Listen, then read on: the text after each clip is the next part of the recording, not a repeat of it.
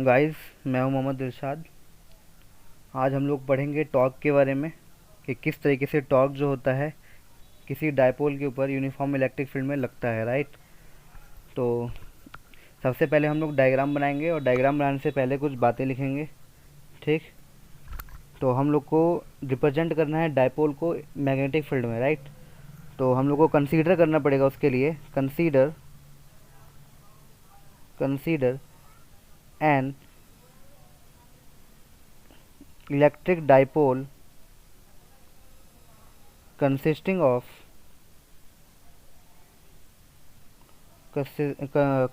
Of charges. Dipole में कौन कौन से चार्ज होते हैं? Plus Q and minus Q. और डायपोल की कुछ लेंथ होती है जिसको डायपोल लेंथ कहते हैं हम लोग, है ना। तो एंड ए लेंथ कंसीडर कर लेंगे। लेंथ हमारे पास कितना है? जनरल 2 है ना, जैसा कि हम लोग हर बार लेते हैं। और इसको इसी डायपोल को हम लोग क्या करेंगे? यूनिफॉर्म इलेक्ट्रिक फील्ड में रख देंगे। तो placed in uniform electric field E, right. और जो डायपोल होगा वो इलेक्ट्रिक फील्ड के साथ मान लो कुछ थीटा बनाएगा, एंगल। तो making an angle theta with it,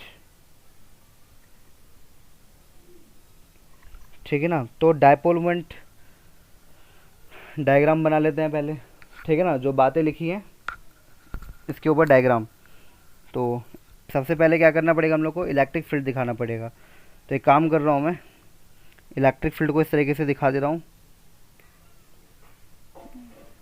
ये देखो, ये आपके पास मान लो इलेक्ट्रिक फील्ड है,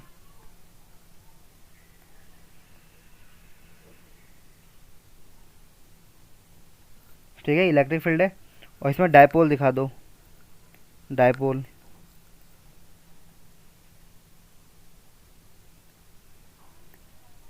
ये हो गया डायपोल। डायपोल के एक एंड में माइनस चार्ज दिखा दो, यहाँ पे माइनस चार्ज दिखा दो, और यहाँ पे क्या करो? प्लस चार्ज दिखा दो आप लोग, ठीक है।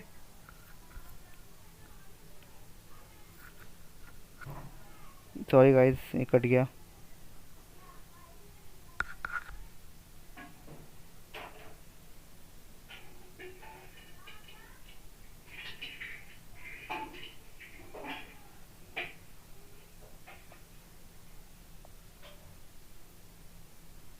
ठीक है, तो यहाँ पे जो चार्ज आ जाएगा प्लस चार्ज आ जाएगा। और इस पूरे डायपोल की जो लेंथ है आपके पास, है ना, वो हमने कितनी ली है? 2a। यहाँ से यहाँ तक की, है ना, लेंथ 2a होगी। अब होगा क्या? मान लो इस वाले चार्ज पर, जो इस पॉइंट पर चार्ज रखा गया प्लस क्यू, तो इस चार्ज पर मान लो फोर्स लग रहा है इस डायरेक्शन में, है ना। तो फोर्स क्या लगेगा? फोर्स का फॉर्मूला क्या होता है? Charge into electric field. मान लो ये फोर्स लग रहा है, और माइनस चार्ज पे, माइनस चार्ज इस पॉइंट पर है, तो मान लो इस पॉइंट पे जो फोर्स लगेगा वो इस डायरेक्शन में लगेगा, माइनस क्यू ई। ये फोर्स लग रहा है, ठीक है ना। और ये कुछ ना कुछ एंगल बना रहा है थीटा, इलेक्ट्रिक फील्ड के साथ एंगल बना रहा है थीटा, ठीक है ना। इतनी बात तुमको क्लियर होनी चाहिए। तो यहाँ से तो थोड़ा ऐसे दिखा देना।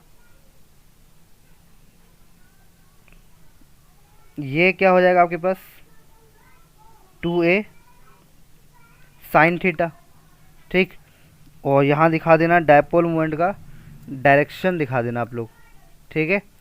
इतनी बात तुम्हारी क्लियर हो गई। इतना डायग्राम बनाने के बाद, है ना, ये बताओ मुझे कि जो डायपोल मोमेंट है वो क्या होता है? डायपोल मोमेंट, जिसको हम लोग पी से रिप्रेजेंट करते हैं। तो डायपोल मोमेंट क्या हो जाएगा? चार्ज, कोई भी चार्ज ले लो आप, है ना, और दोनों चार्जेस के बीच का डिस्टेंस, डेट इज़ 2a। हमारे पास ये फॉर्मूला होता है ना। और जो हमारे पास फोर्स है प्लस क्यू चार्ज पर, वो कितना है? तो मैं यहाँ पे लिख देता हूँ, फोर्स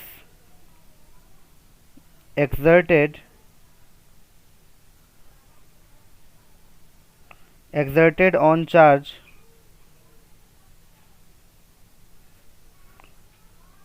प्लस क्यू। तो फोर्स कितना लग रहा है प्लस क्यू पे? प्लस क्यू ई लग रहा है ना। तो इस प्लस को दिखाओ या ना दिखाओ तुम्हारी मर्जी है। इसी तरीके से हमने फोर्स देखा है माइनस चार्ज के ऊपर, क्या है आपके पास, माइनस क्यू ई है, ठीक है ना। तो फोर्स लग रहा है आपके पास एक्सर्टेड ऑन चार्ज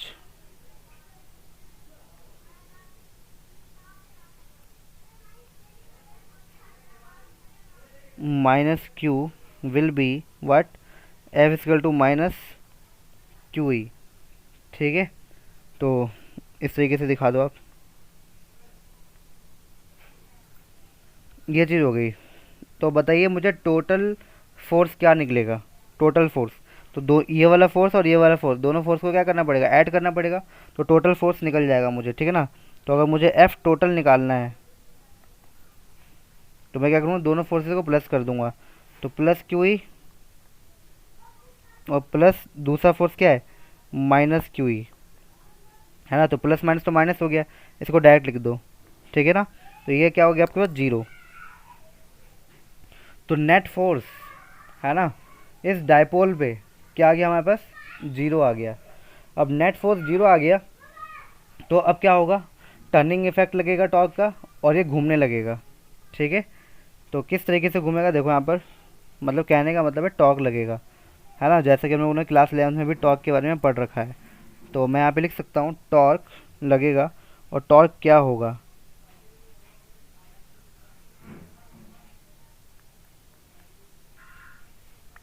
टॉर्क क्या होगा, आइदर चार्ज ले लेंगे हम लोग,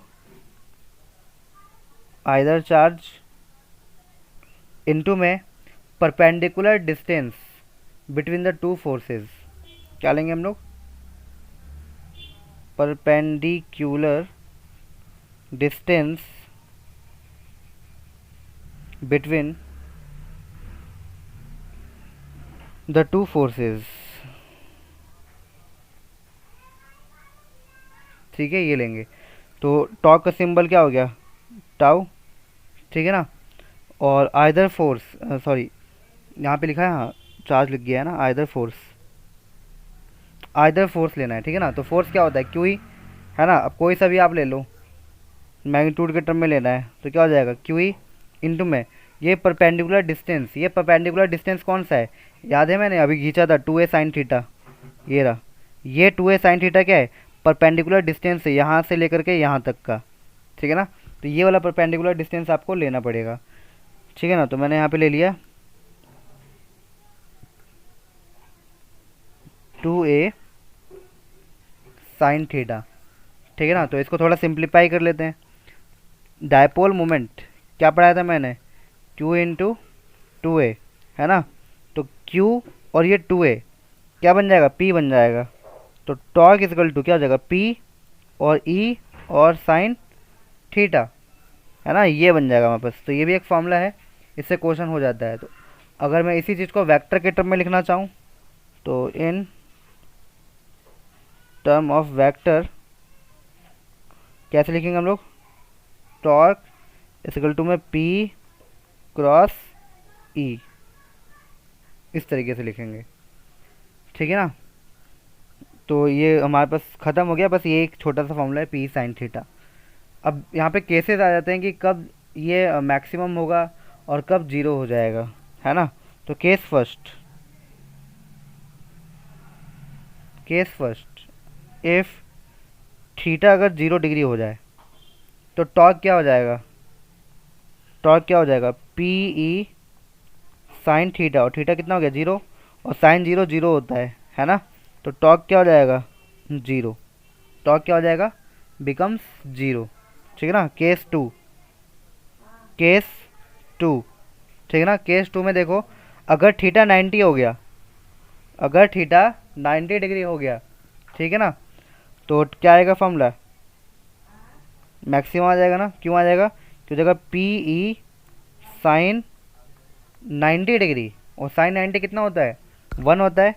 तो टॉर्क का फॉर्मूला क्या आ जाएगा इस केस में, मैक्सिमम आ जाएगा, इसको लिखेंगे टॉर्क मैक्स, और वो कितना आएगा, सिर्फ पी ई आ जाएगा, क्योंकि साइन 90 तो 1 हो चुका है। तो फॉर्मूला क्या बचेगा, सिर्फ पी और ई बचेगा हमारे पास, ठीक है ना। तो इस तरीके से तुम लोग ध्यान रखना। और ज़्यादा कुछ इसमें कुछ खास बात नहीं है। ओके, तो यहाँ पे ये डाइविएशन तुम्हारा ओवर हो जाता है, ठीक है ना, टॉर्क के लिए। और इसमें कुछ ज़्यादा कुछ खास नहीं था। इलेक्ट्रिक फील्ड में हमारे पास इतना ही कुछ था जितना मैंने बता दिया है, ठीक है, इक्वेटोरियल पे, एक्सियल पे और ये टॉर्क के बारे में इतना ही पूछा जाता है। और ये सिंपल सा डेरिवेशन है पी साइन थीटा, इसको तुम लोग नोट कर लेना, ठीक है। अभी मैं नेक्स्ट टॉपिक की तरफ बढ़ रहा हूँ, वो बहुत ज़्यादा इंपॉर्टेंट है, that is your Gauss theorem, ठीक है। तो नेक्स्ट टॉपिक हमारे पास आ रहा है, क्या है, गॉस थ्योरम। इसको गॉस ने दिया था, इसलिए इसका नाम ही पड़ा गया है गॉस थ्योरम।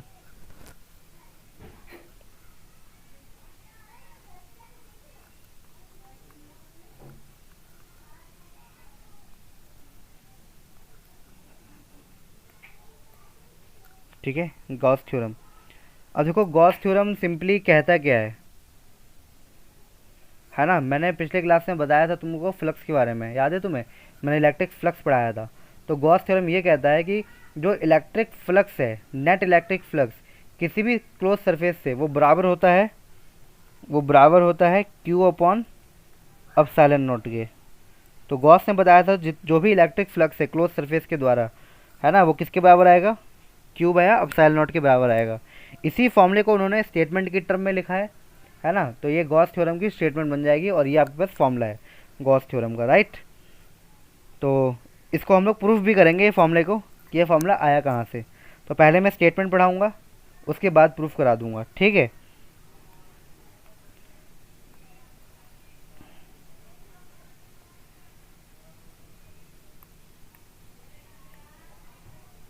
ओके, तो स्टेटमेंट क्या है, it it states that the total flux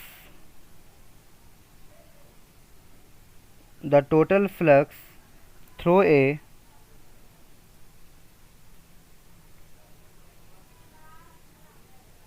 closed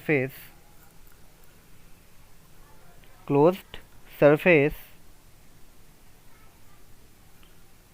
तो टोटल फ्लक्स क्या होगा, 1 upon epsilon not times the net charge, यही होगा नेट चार्ज इनक्लोज्ड बाय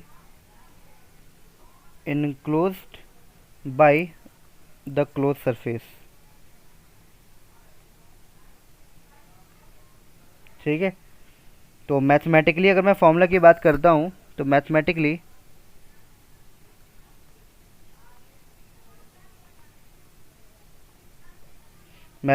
जो मेरा फ्लक्स आएगा, जिसको मैं फाई ई से रिप्रेजेंट करता हूँ, वो आएगा line integral of E dot D S. ये फॉर्मूला पढ़ाया था मैंने, ये तो फॉर्मूला होता ही है, लेकिन यहाँ पे अकॉर्डिंग टू स्टेटमेंट जो फ्लक्स आएगा वो 1 by epsilon not times the charge. 1 by epsilon not times of the charge का मतलब क्या है, 1 by epsilon not times of the net charge, ये है, ठीक है ना। तो इसको मैं सिंपली इस तरीके से लिख देता हूँ, क्यू बाया एप्सिलॉन नॉट। तो ये हमारा कंबाइंड फार्मूला आ गया जो मैंने पिछले क्लास में पढ़ाया, और ये आ गया अकॉर्डिंग टू स्टेटमेंट, ठीक है ना। अगर तुमसे कोई कह दे कि ये प्रूफ करके दिखाओ ये इस फॉर्मूले को, ठीक है ना, तो हम प्रूफ भी कर सकते हैं बड़े प्यार से, है ना। तो प्रूफ कैसे करेंगे इसको, देखो यहाँ पर,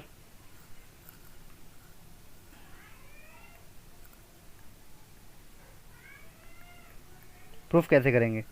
सबसे पहले तुमको करना ये है कि एक स्फेयर ले लो आप,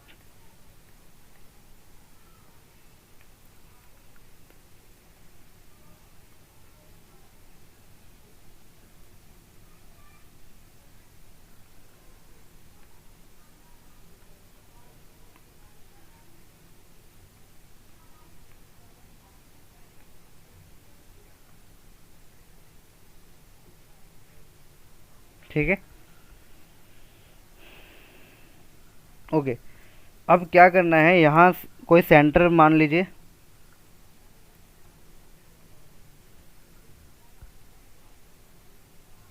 यहाँ पे बीच में कोई सेंटर मान लीजिए, और यहाँ से यहाँ तक का रेडियस जो है आप आर मान लीजिए, राइट।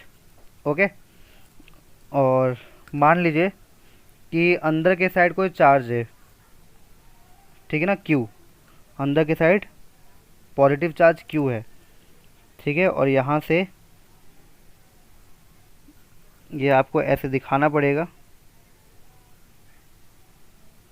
ये आपका क्या हो गया, एरिया एलिमेंट हो गया जो रेडियली आउटवर्ड निकल रहा है। इस एरिया एलिमेंट को क्या कह दूंगा मैं, डी एस, है ना। और रेडियस भी कैसे निकलेगा, इसी डायरेक्शन में निकलेगा, रेडियस भी इसी डायरेक्शन में निकलेगा, ठीक है। रेडियस भी इसी डायरेक्शन में है और इलेक्ट्रिक फील्ड भी इसी डायरेक्शन में निकलेगा, सारी बात हो रही है। अब रेडियस तो भाई ऐसे भी है, ऐसे भी है, ऐसे भी है, तो रेडियस को तो कंसीडर करना बेकार है, ठीक है ना। बस आप इलेक्ट्रिक फील्ड को कंसीडर कर लीजिए। तो एरिया एलिमेंट की डायरेक्शन इस साइड है और इलेक्ट्रिक फील्ड की भी डायरेक्शन इस साइड है। तो एक काम करता हूँ ना, इलेक्ट्रिक फील्ड को मैं थोड़ा अलग कलर से दिखा देता हूँ, ठीक है ना, इस कलर से दिखा देता हूँ। ये है इलेक्ट्रिक फील्ड। तो हमने क्या किया, एक स्फेयर लिया, उस स्फेयर में एक एरिया एलिमेंट सेलेक्ट कर लिया, है ना, जो बिल्कुल पैरेलल है इलेक्ट्रिक फील्ड के।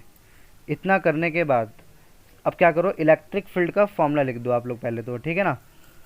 चलो, तो इलेक्ट्रिक फील्ड का फॉर्मूला याद होना चाहिए, के क्यू बाया आर स्क्वायर होता है।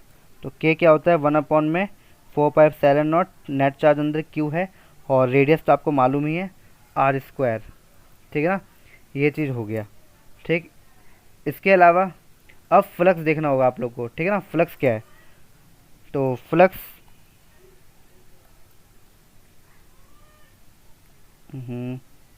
द फ्लक्स देखना पड़ेगा आपको, है ना, enclosed by Gaussian surface,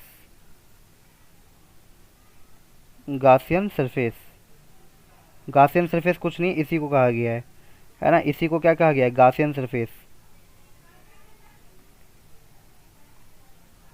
क्योंकि गास ने दिया था ना, तो जो भी इनक्लोज सरफेस होगा उसको गासियन सरफेस ही कह देंगे, चाहे वो स्फेयर हो, चाहे ट्रायंगल हो, चाहे रेक्टेंगल हो, चाहे प्लेन शीट के फॉर्म में हो, चाहे सिलेंडर के फॉर्म में हो, है ना। उनके सरफेस को हमेशा क्या कहेंगे, गासियन सरफेस कहेंगे। तो हमारे पास हमको फ्लक्स देखना है, राइट। तो अब हमारे पास फ्लक्स क्या आएगा, पहले तो फ्लक्स का फॉर्मूला लिख दो, ई डॉट डी एस होता है, और थीटा के टर्म में क्या हो जाएगा, E D S cos theta, यही बताया था ना मैंने। अब बताओ यहाँ पे थीटा कितना डिग्री है, थीटा क्या है, डी एस और इलेक्ट्रिक फील्ड के बीच में कितना डिग्री है, 0 डिग्री है, 0 डिग्री है ना भाई। इलेक्ट्रिक फील्ड भी इसी डायरेक्शन में है और डी एस भी इसी डायरेक्शन में है, तो थीटा कितना डिग्री हो गया, 0 डिग्री हो गया, ठीक है ना। ओके, तो यहाँ पे अगर थीटा 0 हो गया तो कॉस 0 तो 1 होता है, तो आंसर क्या आ जाएगा, सिर्फ ई डी एस आ जाएगा, ठीक है ना। अब देखो यहाँ पे ज़्यादा कुछ नहीं करना है, तो ये डी एस के लिए निकाला है आपने, ठीक है ना। अब हम टोटल फ्लक्स देखेंगे, total flux, the total flux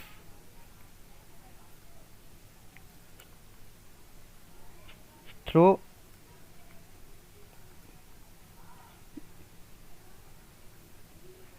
surface S,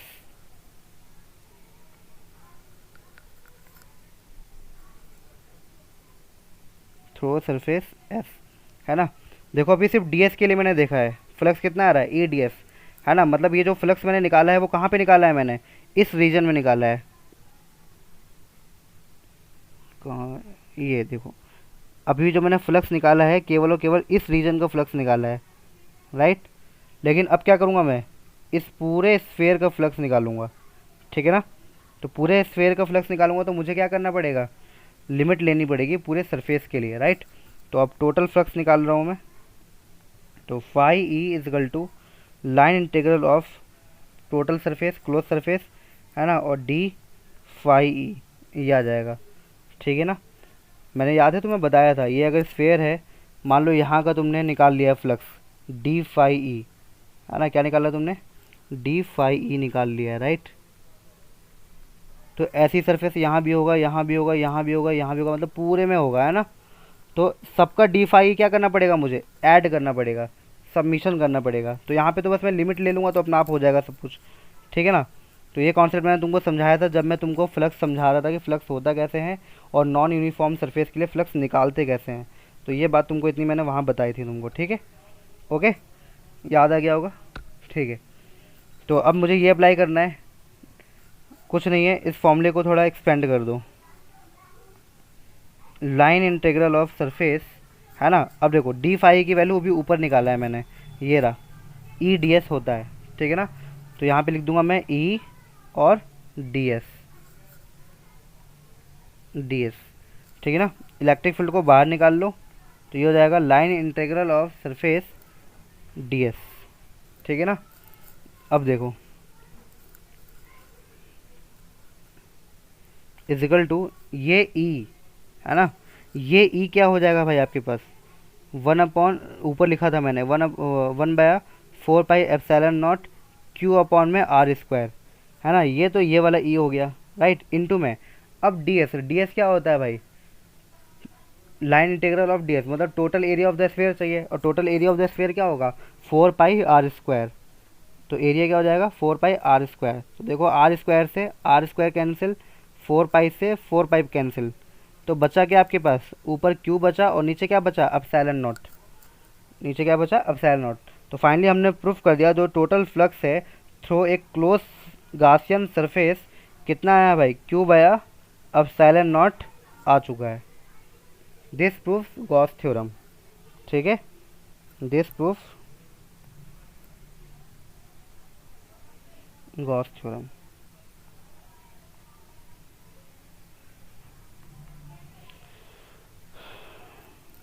okay, suppose that मैं आपको एक छोटा सा हिंट देता हूँ। मान लो ये मेरा कोई सरफेस है, ठीक है ना, और अंदर चार्ज है 2 माइक्रोकूलम प्लस 5 माइक्रोकूलम, है ना, और -6 माइक्रोकूलम, इस तरीके से अगर आपको दे रखा है, और बाहर दे रखा है +10 माइक्रोकूलम, और बोलेगा आपको कि फ्लक्स बताइए, है ना, क्लोज सरफेस है ये, फ्लक्स बताइए। तो फ्लक्स कैसे बताओगे आप, नेट चार्ज ये वाला, तो नेट चार्ज क्या हो जाएगा, -2 microcoulomb +5 microcoulomb -6 microcoulomb, right, upon epsilon not, है ना। तो ये कितना हो जाएगा, 6 और 2 8, मतलब -3 अपॉन माइक्रोकूलम, मतलब 10⁻⁻6 अपॉन में एप्सिलॉन नॉट, ये वैल्यू आ जाएगी, ठीक है ना। अब हमें एप्सिलॉन नॉट की वैल्यू भी पता होती है 8.85 × 10⁻12, तो वो रख लो, या तो फिर अगर एप्सिलॉन नॉट के टर्म में आंसर देना है तो एप्सिलॉन नॉट के टर्म में भी हम लोग दे सकते हैं, कोई दिक्कत की बात ज़्यादा नहीं है, ठीक है ना।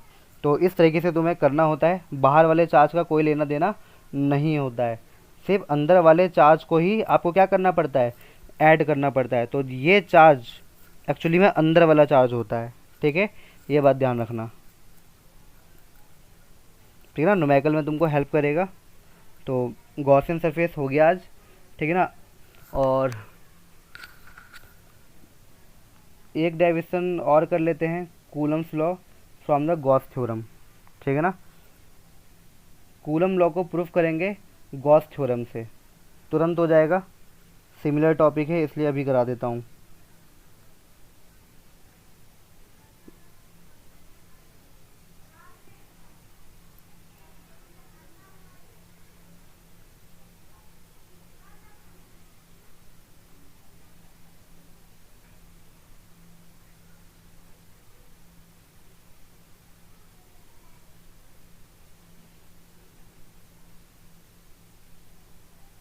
ओके, नेक्स्ट टॉपिक आएगा हमारा सब हेडिंग मान लो,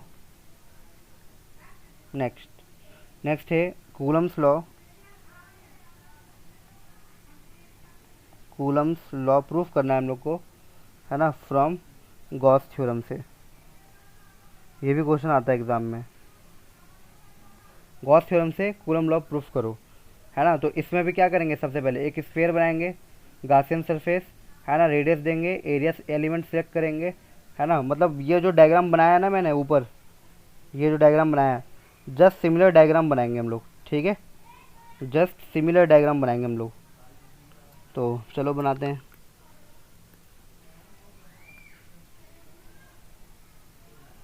ये हमारे पास स्फीयर हो गया, इस स्फेयर के जो सरफेस हैं इसको हम लोग क्या कहेंगे, गासियन सरफेस, गासियन सरफेस कह देंगे, ठीक है ना। और इस पूरे सरफेस को मैं एस मानूंगा, और मान लो इसके सेंटर पे मान लो कोई चार्ज है क्यू, राइट। और इस सरफेस, इस स्फेयर की रेडियस क्या है आपके पास, आर है, और चार्ज ओ पे रखा गया है, मतलब ऑरिजिन पे चार्ज रखा गया है, ठीक है ना। और यहाँ पे क्या करो, कोई एरिया सेलेक्ट कर लो, ठीक है ना। तो एरिया जैसे ऊपर सेलेक्ट किया था वैसे ही सेलेक्ट कर लेता हूँ मैं, कोई दिक्कत नहीं है, ठीक है ना। तो मान लो इतना एरिया मैंने यहाँ से सेलेक्ट कर लिया, इतना एरिया मैंने सेलेक्ट कर लिया, ठीक है ना। और इस एरिया को मैंने क्या बोल दिया, डी एस, क्या कह दिया, डी एस, स्मॉल एरिया मैंने सेलेक्ट कर लिया है। और इलेक्ट्रिक फील्ड जो है ना, उसको भी मान लो आप आउटसाइड है इलेक्ट्रिक फील्ड, डी एस की डायरेक्शन और इलेक्ट्रिक फील्ड की डायरेक्शन सेम होगी, ठीक है ना।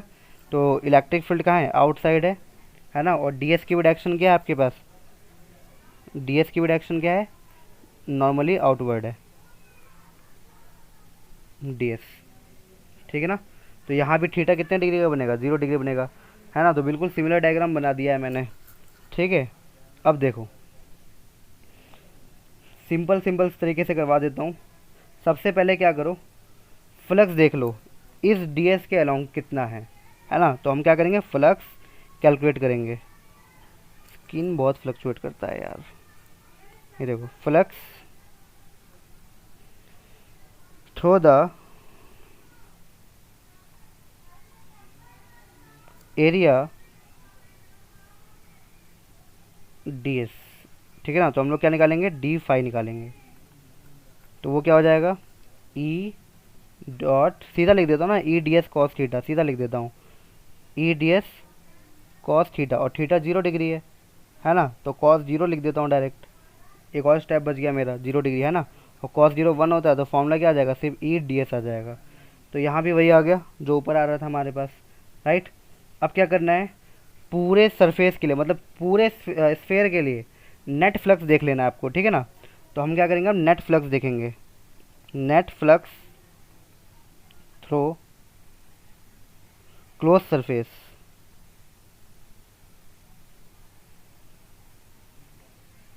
क्लोज सरफेस एस इज, तो नेट फ्लक्स हमारे पास क्या आ जाएगा, लाइन इंटीग्रल लेना पड़ेगा मुझे पूरे सरफेस का, है ना भाई। लिमिट तो लेनी पड़ेगी मुझे क्योंकि मैं पूरे सरफेस का कर रहा हूँ, ई डॉट डी एस, ठीक है ना। अब यहाँ भी वैसे ही कर दो, line integral surface D S, जैसे अभी मैं ऊपर करा के आ रहा हूँ, ठीक है ना। चलो अब इलेक्ट्रिक फील्ड है हमारे पास, तो इलेक्ट्रिक फील्ड को ई रहने देते हैं, राइट।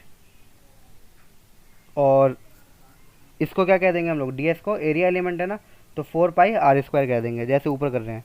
तो इतना काम तो मैंने ऊपर भी करवा दिया था, ठीक है ना। तो इसको मान लेना आप इक्वेशन फर्स्ट, यह फाई ई की वैल्यू आ चुकी है, ये किसकी वैल्यू आ गई तुम्हारे पास, फाई ई की वैल्यू आ गई है, इसको मान लेना इक्वेशन फर्स्ट, ठीक है ना। अब हम एक फॉर्मूला और जानते हैं, है ना, अकॉर्डिंग टू गॉस थ्योरम हम एक फॉर्मूला और जानते हैं फाई ई का, that is Q by epsilon not, ये फॉर्मूला भी जानते हैं। तो इसको मान लेना इक्वेशन 2। तो ये भी फाई ई की वैल्यू है और ये भी फाई ई की वैल्यू है, क्यों ना दोनों वैल्यू को हम क्या करें, कंपेयर कर दें, आमने सामने कर दें, है ना। तो मैं यहाँ पे लिख देता हूँ, from equation first and second, from equation first and second हमें क्या मालूम पड़ेगा, E into 4 pi are square बराबर है क्यू अपॉन में एप्सिलॉन नॉट के, ठीक है ना। अब क्या करो, ई को यहीं रहने दो, 4 पाई आर स्क्वायर को नीचे उतार दो, है ना। तो ई इजकल टू क्या हो जाएगा बताओ, 1/4 पाई एप्सिलॉन नॉट, है ना, क्यू अपॉन आर स्क्वायर, ठीक है ना। यही चीज़ हमको मिल जाएगा, ठीक है ना। तो ये भी इलेक्ट्रिक फील्ड है, लेकिन हमको क्या करना है, फोर्स निकालना है ना, है ना। तो हेंस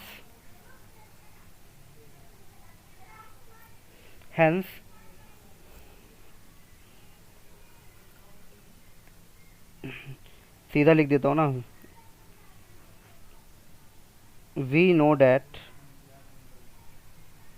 हमको एक फॉर्मूला मालूम है, एफ इक्वल टू में क्यू नॉट ई होता है, इलेक्ट्रिक फील्ड और फोर्स में रिलेशन मालूम है हमको, है ना। तो फोर्स निकालने के लिए क्या करेंगे, क्यू नॉट को ऐसे ही रहने दो अपनी जगह पर, और ई की वैल्यू पुट कर दो। ई की वैल्यू क्या था, 1 में 4/ε0 Q/r²।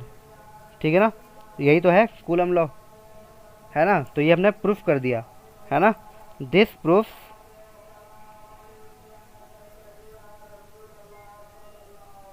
The coulomb law.